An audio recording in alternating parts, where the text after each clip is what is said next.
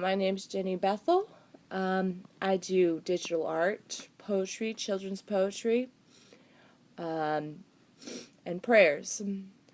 This is one of my children's poems, and it's called A Grain of Sand. There once was a skate park up in the sky, where the people skated, the sand did fly.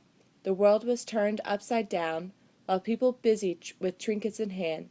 The town of Borland was covered in sand.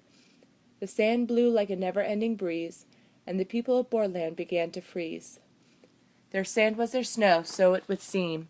They had sand for breakfast and even sand tea. They had sand castles, sand cars, and even sand trees. But the one thing Sand City did not know was the one thing Borland's sailor had yet to show. The council buried the truth from the rest of them. The old documents were now a lie, and the people of Borland did not know why. The people walked with pride hand in hand, fools to the world they knew as land, until one day a sailor blew in, leaving the crowd staring at him. "What's that coming from the sky?" said little Tommy Thompson, passing by. The people looked and gazed with wonder. As the sailor fell, people heard thunder. The sailor told of another land, another world made out of sand. Shocked of a news of a world they did not know, they screamed, "Oh no, that isn't so!" The sailor looked up with an amused sort of grin as the people laughed at the nerve of him. There was no such thing as another land, with no sand castles, no sand cars, no world made out of sand. To suggest they were just a pebble of sand was to suggest that they were just a speck of land. Who would ever suggest such a thing?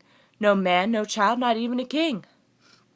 They looked the sailor in his eyes. "Crazy," they screamed, "he believes this lie." But little Tommy Thompson was no fool. "Yes, I believe you," he said real cool. People looked at Tommy Thompson with blunder. "You believe this fool?" they said with wonder. Thunder boomed right overhead, as people looked stunned at what the sailor had said. Out of the mist another world did arise, a palace turned right side up, two worlds did collide. The people gaped in awe, as the mayor of Borland stood proud and tall. "Enough," said the mayor, "let this knowledge come to your mind, whether we be weak or dumb or even blind.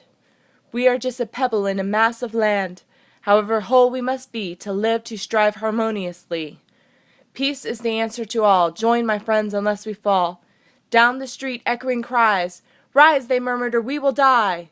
The world boomed as thunder loomed overhead, and the answer to truth lied in what the mayor had said. They joined hand in hand, one by one. To tackle the wind was their goal, to make the land one gigantic whole. They looked up toward the sky. "Wind, you cannot beat us," they cried. The wind began to shake the grain of sand, as the residents joined hand in hand. Finally the wind could not budge any more, and the town of Borland was whole forevermore. Now whenever wind strikes down their door, the town of Borland fights evermore. Till the dying days they join hand in hand, remembering they started out as just a grain of sand. And that is the end of my book.